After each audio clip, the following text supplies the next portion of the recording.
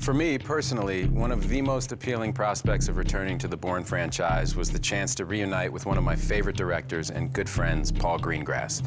Paul's style is completely unique, and it was a lot of fun to collaborate with him once again. Take a look behind the scenes to see how Paul brought his signature style back to Bourne. It's a very special franchise. It's a much-loved character. B-marker. Strangers on the street will consistently ask me, when are they going to make another Bourne movie? Every airport I'm in or every time I'm walking down the street, that's the first question. Are you going to do another one of those Bourne movies? I don't mind being followed around by Jason Bourne. I like Jason Bourne. Jesus Christ, that's Jason Bourne.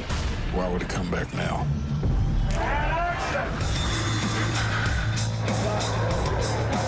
There had been rumors that Matt and Paul were going to make another one. One thing that I always said consistently was that I'd do it if he did it. You know, and every few months it seemed like we would have a Bourne conversation, but we couldn't really seem to get anywhere until about 18 months ago.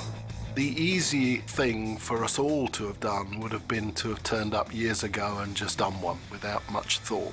But I know I didn't want to do that, and I know Matt didn't want to do that, and that's why we didn't. Meet me at the entrance to the corner. We waited just because we didn't want him to make another Bourne movie before we were ready with a good story. You can only make these films if you feel it for real. So you've got to be true to the character, continue to tell that story in an original way. Sorry, can I just double check? Everybody's happy with that, yeah? The things that we were most concerned with is having not just another sequel, having a change in the world that was relevant and would then inspire us into telling a new story. And the incredible relatability of Matt Damon as an actor and as the character in Jason, I think, is what gets people very excited.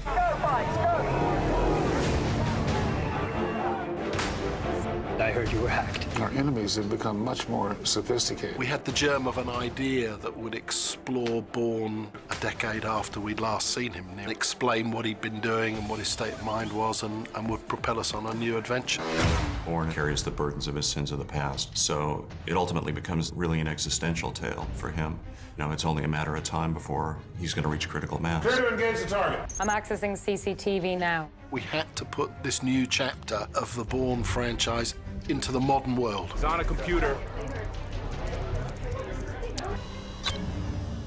You know, Bourne kind of quickly finds himself matched against somebody who has a skill set that he isn't as familiar with. We're heading into the new world. It's Bourne, but there's now a fourth version of warfare. So what's the status? And there's this whole area of CIA activity. They're going to be working on cyber, artificial intelligence. Heavily is one of the key aspects of cyber research at CIA, and that's what she's a specialist in. I don't think her job existed 10 years ago. You could almost Go in on it. you know what I mean, and really feel, because she's communing with it. Yeah. She's playing the instrument, is what's going on. Yeah. You know what I mean? She's carrying that computer with her everywhere, and it's part of her personality and what makes her feel the most powerful and yet the most safe. I appreciate your enthusiasm, but do not push your personal agenda to the DNI.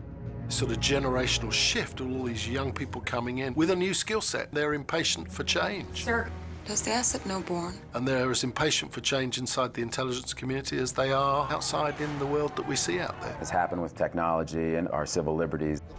To what extent people are keeping tabs on us and on our digital life.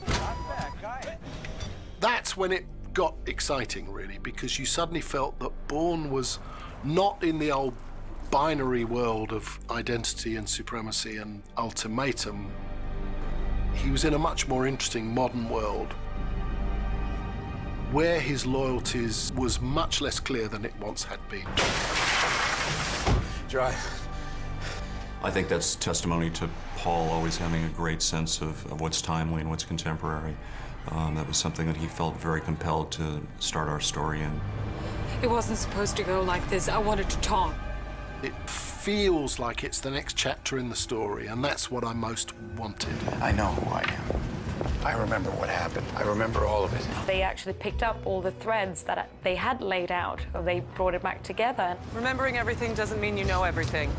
Paul knows all the kind of clues that he's put out there, and he's very concerned and very precise in that he wants to make it all come together.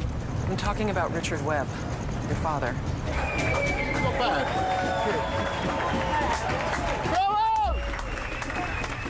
Paul's style is that we feel like we're witnessing things real time. He's observing the reality as opposed to forcing a situation that he maybe imagined months ago. So he manages to be very methodical and then also very spontaneous.